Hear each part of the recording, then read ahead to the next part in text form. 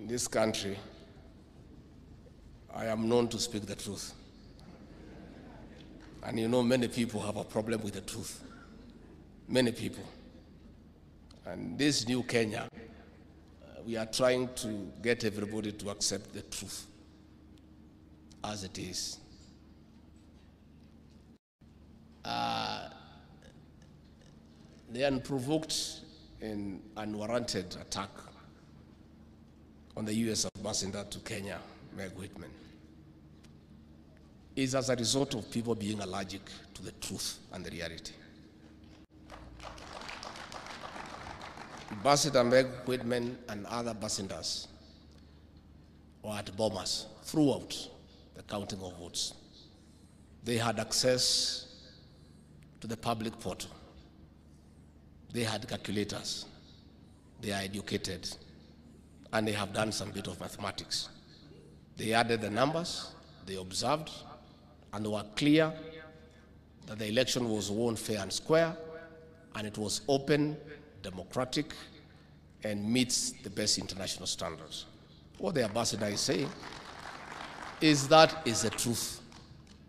So she is being attacked and vilified by saying what everybody knows. I want to request leaders to accept the truth and the reality and move on. Life is not static. Life is dynamic. Today you are up, tomorrow you are down, and so on.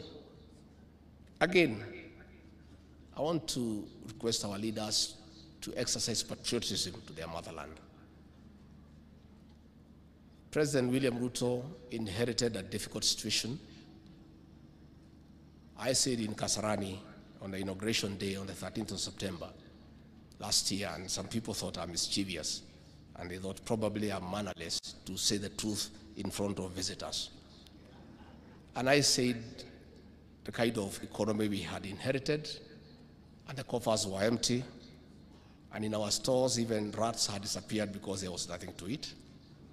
And the president has embarked on a very difficult journey of the economic transformation of this great republic. Along the way, we have found good friends. Ambassador Meg Whitman, in a record time, has increased the volume of trade between Kenya and the United States, that as I speak today, the United States of America is Kenya's largest trading partner in the world.